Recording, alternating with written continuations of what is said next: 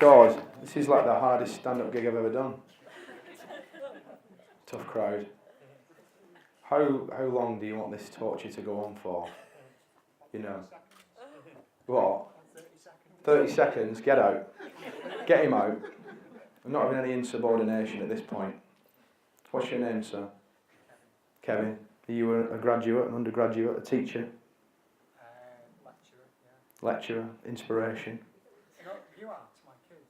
Really? 7 and 9, Matt and Jim. If you want spot request, tomorrow. Right, write that down. Matt and Jim. Matt and Jim? Lovely names, them, aren't they, for youngsters?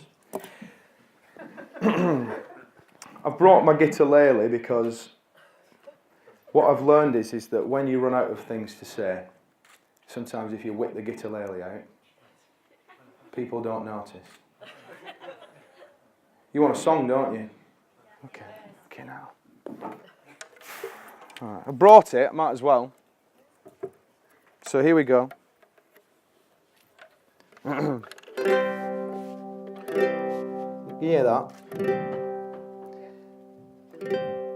Brown and orange and red and green, grey and purple and brown. I'm colourblind. It's true. It's true.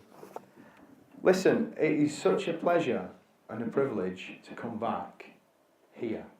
So, I take it you're all either students or lecturers, is that right? How many students? Can you raise your hand? Excellent. Old enough to be your father. I do feel old when I come back. I'm 41. And it's... My dad, when he dropped me off here in 1991, was a year younger than I am now. Isn't that sad? It's terrifying. Listen, who knows who I am? Does anybody know who I am, apart from these guys at the front? I mean, you youngsters, you don't listen to the Six Music Breakfast Show, do you? Of course you don't. Don't feel embarrassed about it. I don't mind. What is it I'm not going to do that old student thing. I bet you don't get up. I'm sure you do. You're very industrious. Who do you listen to? Is it Grimmy? And hands up for Grimmy. Not Chris Evans. What is it then? Shout out a radio luminary who you would be excited about seeing up here. Bob Walmsley. Lost to him. But I dropped out. I first started here in 1992, which seems like an unbelievably long time ago. It was in the olden days, and we used to. It was talking about back in the days when the internet was that webbing in your dad's swimming trunks. You know, we actually didn't have the internet. We used to have computer hours here at Task. That's what it used to be called. No, it's that. And you would sit in a room full of computers, and you would do word processing because the internet hadn't been invented yet. I know. The whole this music playing in the background. It's absolutely unbelievable. A mobile phone. When I first came to Task, a mobile phone was one with a long flex that you could move from the living room into the hall. That was a mobile phone. Fact. And I went to live in a place called Burley Park. Does anybody know it, Burley Park? Anybody live in Burley Park currently? No Norwood Place residents, are there? Jesus, that's rough. I can only pray that it's gentrified a little bit since 1992, but... No. Has it not? Oh, it was awful. Just as AIDS originated amongst monkeys in the Congo, what became known as the Ebola virus first incubated in the carpet and kitchen cupboards of our house in Norwood Place. When we moved out of Norwood Place in 1995, we were cleaning it up as per our contract, and somebody moved an aged can of tomato soup at the back of the cupboard, and it exploded. I mean, what's that all about? So that was the kind of conditions we were living in. I had rickets. You used to see me walking down Brownbury Lane, giving it that. There were tough times. not like now. Oh, not like now. Rooms, look at this, it's swanky, isn't it? I mean, look at this, what Wes set me up with here. Look at that. Couldn't do that in 1992. This is like Tron. Look at that. Oh, it's brilliant. But I don't know what you want to know, really. I mean, what I can tell you is that I was thinking a little, it's focused my mind on what my university years were like, coming back to do this.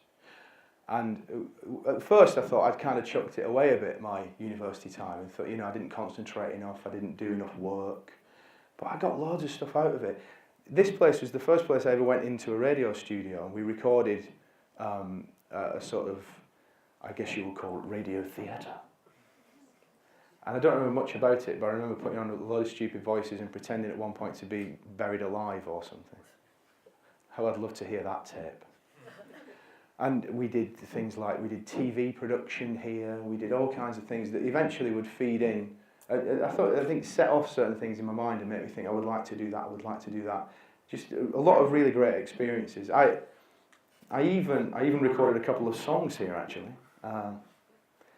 Didn't make the charts, but that was when I finally gave up on being a rock star. That was the end of that.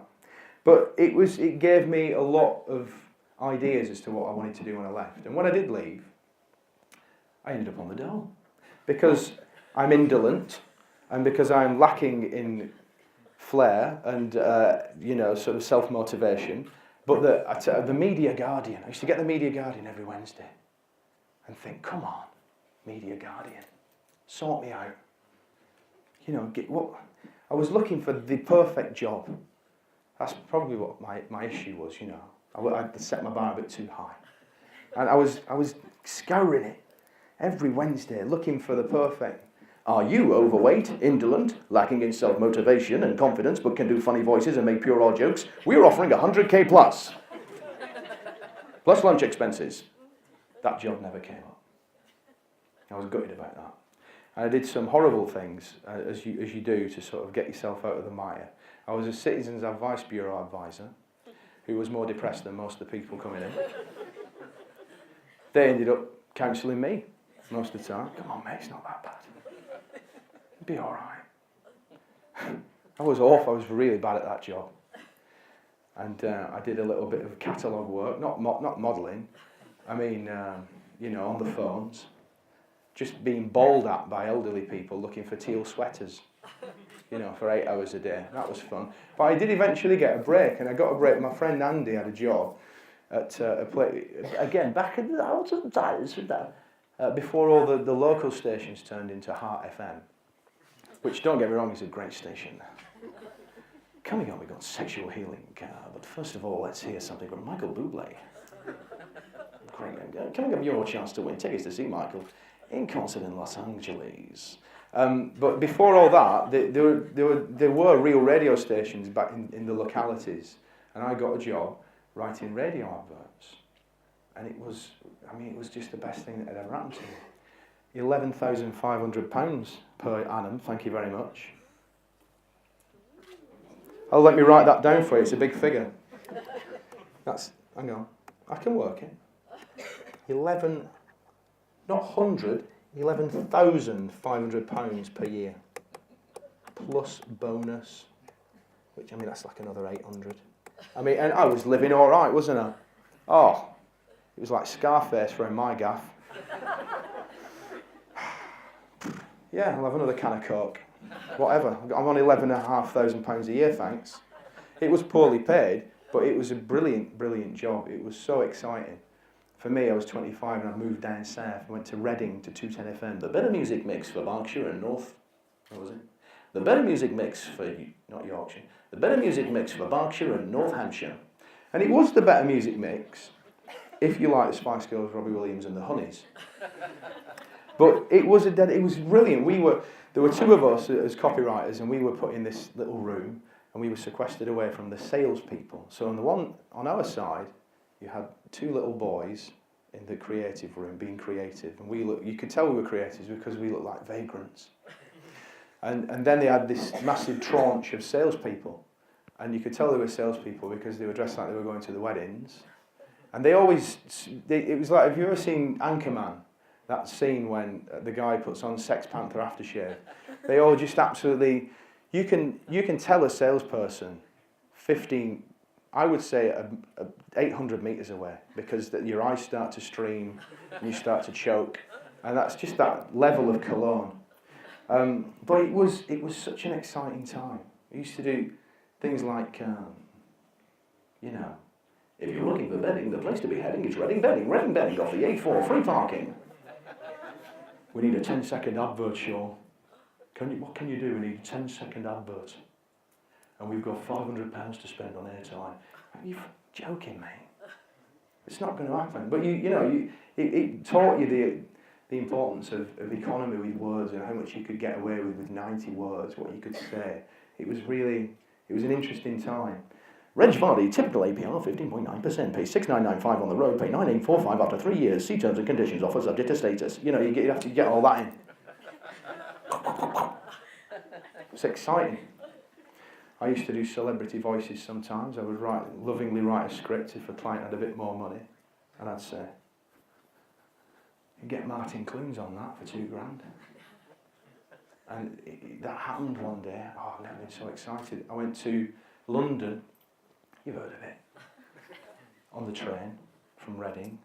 I went to Broadcasting House, to the beautiful edifice of which I'm part of now, and met Martin Clunes in reception and went up and recorded my script. Oh, it was a golden day.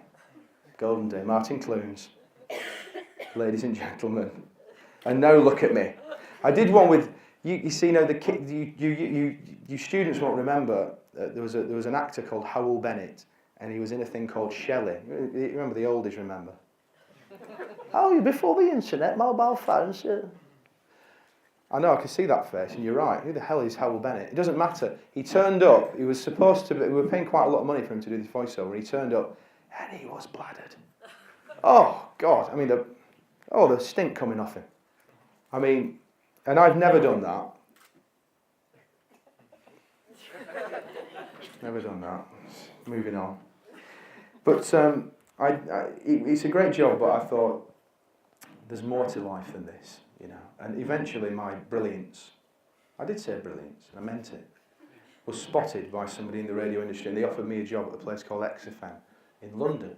And it was great. He said, come to London, Shaun, it'll be great. You'll be a star. Now, turn your back on the copywriting life. We'll give you 22 grand a year. I thought, oh God. I mean, I don't even know what to do with money like that. This is Kanye West territory. And I took the job because I left everything that I knew behind, really. I had to end a relationship. I had to leave. I was working in Wolverhampton at the time, which is a lovely place, full of very warm people. And I had to turn my back on it all and just go and live in relative squalor in London alone, doing 3 a.m. till 6:30 a.m. in the morning, Monday to Friday. Can you imagine how demoralising that is? The first shows that I did were 6-hour shows. It started at midnight on Sunday into Monday morning. It went on for 6 hours. Honestly. I mean, the number of times I've put Heroes by David Bowie on at 4:15 in the morning or something, just as the sun's coming up on Charing Cross Road and you see little pools of vomit everywhere from the night before, and just thinking, it's not going well. It's like a journey into the heart of darkness, that. I can tell you. But, I'd done it. I'd made the break. I said, right, I'm going to give it a pop, this. And it was, after a while, it started to become even worse. And then it got a little bit better. I didn't have a choice, of course, because it's not like I had another highly paid job to walk into. I was pretty useless at everything else, so I just cracked on.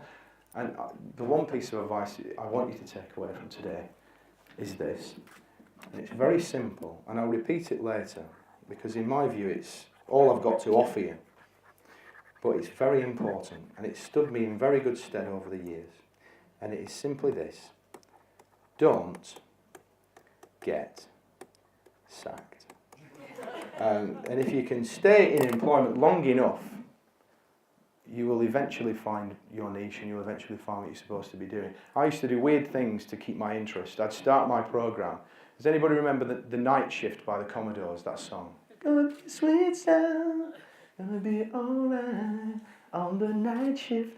I used to start every programme with it and I would sing along to it. And the proudest moment of my life was I got a phone call from one of my regular listeners, and most of them were either bipolar or depressed. 3 or 4 were psychotic and were eventually sectioned. But, there were some normal people as well. Bakers, taxi drivers. And one of them, this guy called, I can't remember his name. I'd be lying if I said I remembered. But he rang me up. He said, "You're not going to believe this, Shaun."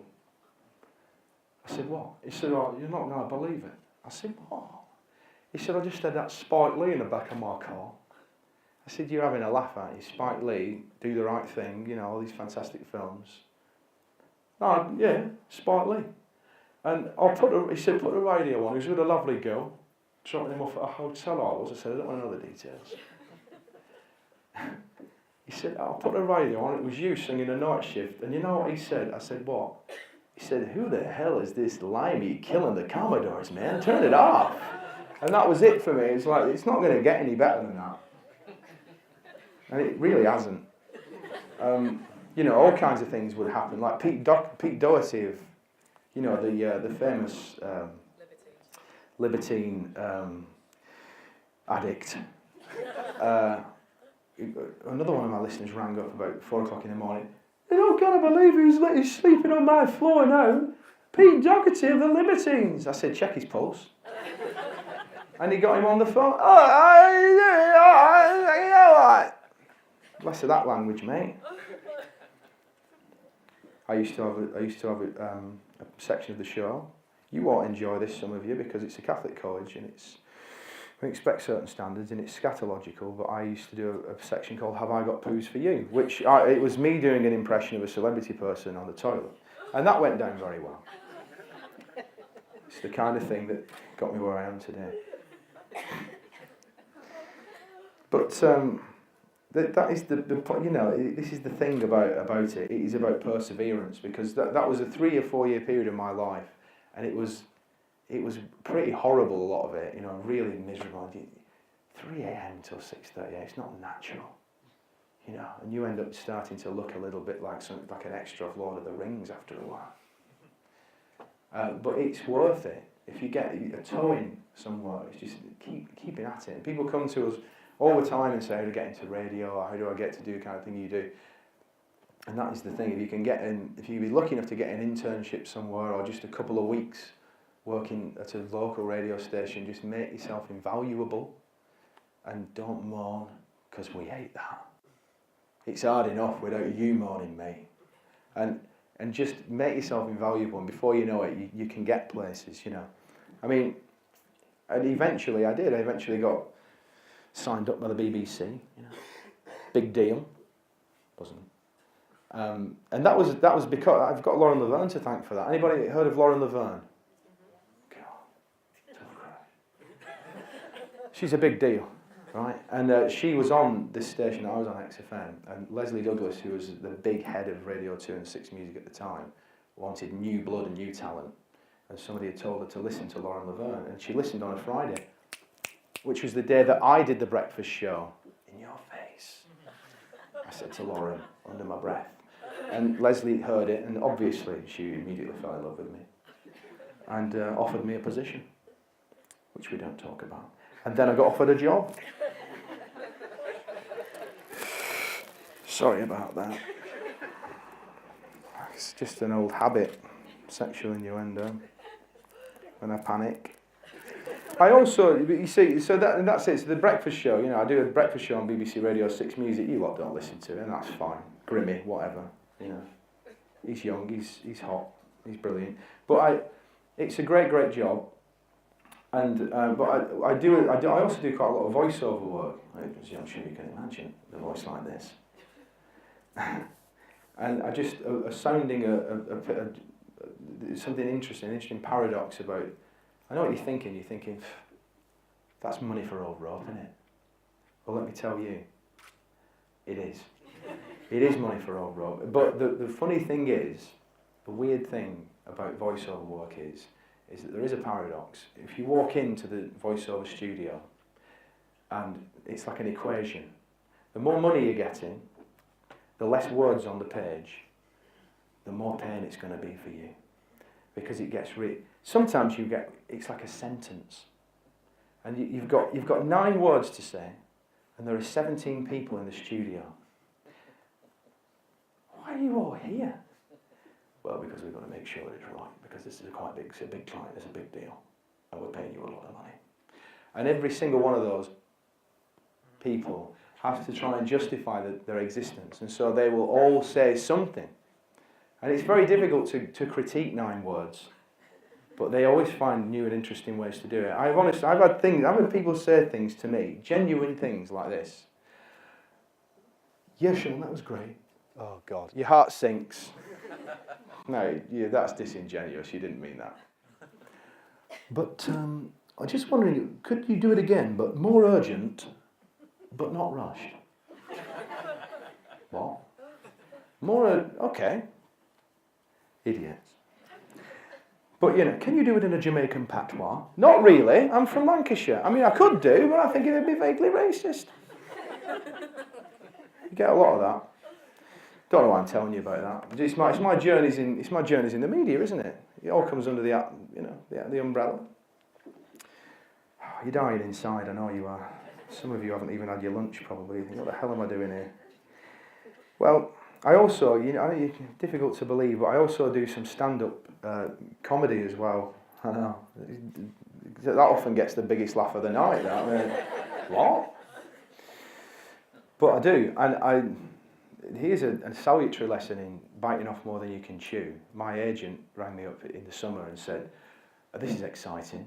Do you want to do some stand-up at the Latitude Festival? And I said, well, that'd be good. I'd get a free ticket and everything. And yeah, okay. And she said, well, they want you to do a bit of comparing as well. I said, well, I've never done it before. She said, just do it. Like Nike. Just do it. Get tanked up. Just do it.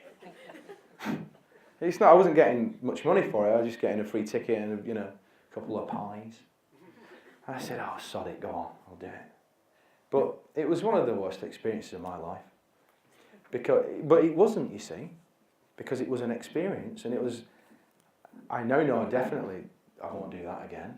Because, get this, imagine the scene. It's the comedy tent at Latitude Festival is huge, and there are about 6,000 people in capacity, even more than you here. 6,000 people. It's a massive crowd, and it's under a tent, so it seems like even more people than that. And I did my crappy little 15 minutes because nobody was really listening. Thank you very much. And then I introduced a couple of people on stage. That wasn't too bad. And then, have you heard of a comedian called Dylan Moran? He's just like that. He's like, you can't eat the cake. Black Bucks. He's my hero. He's one of my comedy heroes. He's an utter genius. And the person in charge said, no, Shaun, you do, just to what's happening here is you're going to introduce Dylan on stage. Yeah. And then you're going to do 15 minutes material. What? Yeah, you're down to do 15 minutes after Dylan Moran. I don't see how that can go wrong. I said to myself, don't see an issue with it. I don't see any problem with that whatsoever. And you're ahead of me. But this is the most, honestly, genuinely one of the most amazing experiences of my life in a bad way. At least, bro, I'm not dead, And he did his thing. I said, anyway, you want me to stay? And he does this thing at the end. I can't stay. No, I've got to go and eat some pies, cake, drink. And they're all the crowd are going wild for him, mental for him. He whips them up at the end, and then I'm sorry, I've got to go. And he goes, and there's the huge, it's like 90 seconds of standing ovation. And then I go on. Dylan Moran, my absolute hero. Isn't that amazing? Give it up for him one more time. What an incredible experience. That was the best stand-up set I've ever seen. And that's it. And if you've ever seen 5,568 people turn their back on you and walk off, it is amazing. It's it is kind of like a soul cleansing experience. It's like you become egoless. It's like you've been meditating for 200 years or something. It's like, oh, this is what it's like to be totally insignificant. And it's like I could have set myself on fire at that point and then have just carried on walking. Well, actually, there's quite a good pulled pork rib store. Who's this? What's this? Forget it. It was horrific. But that's my career, ladies and gentlemen. That's what it's like. I've interviewed many of the greats. There's only about 7 or 8 more pages here. I'm joking. I'm nearly done. Look at that. You got off lightly. I've interviewed all the greats, really. You know, Dick and Don. Both the Chuckle Brothers. But all the good ones as well, you know, like Grace, you know, Sir Paul McCartney, you know. I did him, you know. And I actually was speaking to him on Wednesday because he did a session for us at Six Music, you know. And I've done quite a few, yeah. And I can't get out of that once I start it. That's the problem. But and again, this is going to sound like misadventures in the career of Shaun Keaveny, but I must tell you this one about when I interviewed John Cleese, the great, wonderful Monty Python comedian and genius, and he was coming in to talk about his alimony tour, and he's notoriously, he can be very difficult, John, and he came in. It's about 7'6" of him, and I had done something really stupid, which is not unusual for me. I had to do something for 5 Live, and it was this sort of chart that like a sort of roundup of the week's things, you know. And I'd arranged with them. I said, well, I can't really do it because I'm gonna have to do it from Western House, from where I work, because I can't get over to you. And they were coming from Salford, and they said, well, I'll tell you what, don't worry, we'll get the guests, the 2 guests, to come to your studio, and we'll connect up with your ISDN. And we'll do it from your studio. Bearing in mind, this is live, national radio. This is 5 Live. People actually listening to this radio station, right? Millions of people. And I stupidly said, yeah, I don't see a problem with that because I've got a pre-recorded interview with John Cleese at 10:15. I suppose if you come into me at 10:35, then that's the perfect crime. Yeah, okay, that'll work. And what happened? Do you think it went to plan? Did it? Because, of course, John was 15 minutes late. This is one of my comedy heroes, you know. But by the time John gets in, I am Basil Fawlty. We got, and he's so chilled, it's unbelievable. He's got all day. He's got nothing else to do, and he's been looking forward to this. He's like, yeah. And we start the chat, and it's quite nice. But I'm looking at the clock, and the clock's ticking away, and I'm thinking I've got maximum 5 minutes left. And then the guest arrived, and they start walking about outside and looking at the... And I'm becoming increasingly aware that if we don't close this interview immediately with John Cleese, then 5 Live is going to go off air and it's going to be my fault. And I'll be sacked, vilified, you know, burning effigies of me in the street. And so that's it. I have to go. I do this very quick chronological interview. Then you're in Monty Python. Yes, quickly. Then you were Basil Fawlty. Yes. Tell us about your tour. Right. Thank you very much. That was brilliant. Thank you very much. See you, John. Anyway, bye bye. And he just couldn't believe he was like, what? He was in it. Is that it? I said, listen, I've effed up, mate. I'm sorry. You're going to have to leave. And literally just had to bums rush him out of the door like that. It was a horrible experience that I don't wish to repeat. High points of my career, my song about cheddar cheese. If you haven't heard it, I implore you to type cheddar cheese song Shaun Keaveny into YouTube and press return. It will be one of the best 3 minutes 43 seconds you've ever spent. Guy Garvey's on it from Elbow. Mark King from Level 42. You won't have heard of him. I wrote a World Cup song that's reached 282 in the charts. It took 15 minutes to download. That, I think, was one of the problems. You know, it's a bit easier these days, isn't it? 15 minutes, people lose interest. Like this, you know. And also, Mark Steele, the great and wonderful comedian, I when I first started my stand-up career, for Comic Relief, in the Comedy Store, I did a gig, and Mark Steele stood by the side of the stage as I walked off, and he said, that bit you did about Christmas songs was bloody brilliant. And that was like one of the best. Do you want me to do it for you now? Should I do a bit? It's better than this rubbish, isn't it? We pretend that this is stand-up now. So what I was saying was Christmas songs, benign, lovable, beautiful, put you in the mood for Christmas. You sing them with your children, don't you? Lovely things, you know. And one of my favourites is the Phil Spector one, you know. You better watch out, you better not cry, you better not pout, I'm telling you why. Santa, come on, Claus is coming to town. But when you really break that one down, it's not so pleasant, is it? It's not pleasant at all. And if instead of the Shirelles singing it, you had somebody voice that, read out the lyrics, perhaps Bob Hoskins from Long Good Friday, it takes on a different tone altogether. You better watch out. You better not cry. You better not pout. And I'm telling you why. Santa Claus is coming to town. He's making a list. He's checking it twice. He's going to find out who's naughty or nice. Santa Claus is coming to town. He knows if you are sleeping. He knows if you're awake. He knows if you've been bad or good. So be good, for goodness sake. You know, it's different, isn't it?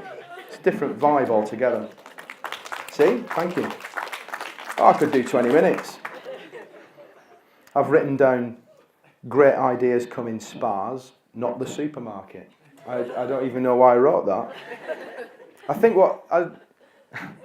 that is a good point though. If you're in the creative mediums, if you're trying to come up with program ideas, or if you're trying to come up with scripts, space. You need to turn those phones off. You need to get away from the iPads. You need to go lie down in a wood somewhere. Safely. Under a canopy perhaps. But spas are also good if you can run to it. You know, I like all that bubbly water and stuff. But I mean, that's me, you know. I used to, with regards to radio, are there any people here who are doing radio modules or anything like that? You got anybody? Yeah, there's a few I want to say. It's weird noise. I used to think it was all about features, having features all the time. We've got a feature here. This is a funny feature with a funny, wacky title. It's funny. It's not usually competition. People would be interested in that. It's not anything to do with that. It really isn't. It's about not getting sacked. And B, if it's just about having a dialogue with people.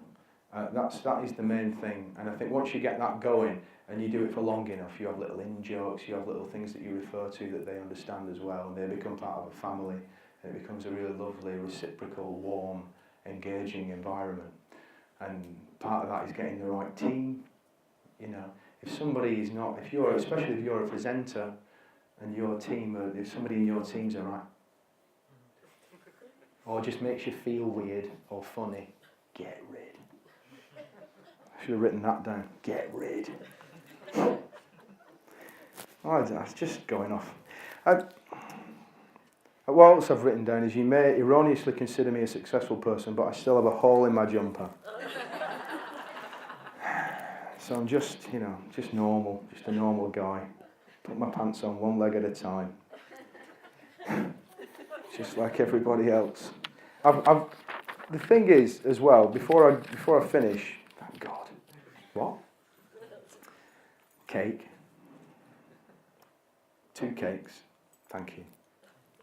I would just like to say that I brought some videos, right? And I wanted to play a bit of this video for no other reason that you've got a VHS recorder and I haven't. And I want to, and also this was recorded. Right, let me just quickly explain. So it was 1993. I borrowed a video recorder. Now, this is interesting for the youngsters because obviously now I might film it on that. But of course, in 1993, I think me and a couple of mates brought this video camera home, it was about that big. And I don't know what, we were going to record a mock advert or something, but we ended up getting drunk on homebrew, please drink responsibly. And just, we put on Queen's Greatest Hits and we mimed the whole thing. And then, when we got even drunker, we thought we weren't sated at that point, and so we started doing things like the Kinks. And we finished on, if I remember rightly, Meatloaf's Real Dead Ringer for Love. And so what this is, really, is a cautionary tale to say, hey, please drink responsibly. But it is also relevant because it was filmed in Burley Park in Leeds, round the corner, almost exactly 20 years ago. Weirdly, today, almost. So it's kind of an anniversary thing. It's a trip down memory lane for me. I hope there's no offensive language. I can't vouch for it. If there is, I'll stop it. But let's see if we can, just for a bit of fun to close, let's see what oh, bollocks. No, you didn't hear that. VCR, innit? Let's see what, it's going to come on. It's quite loud, isn't it?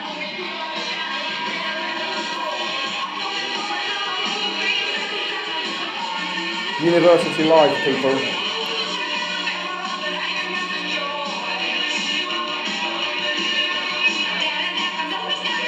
It's brilliant, isn't it?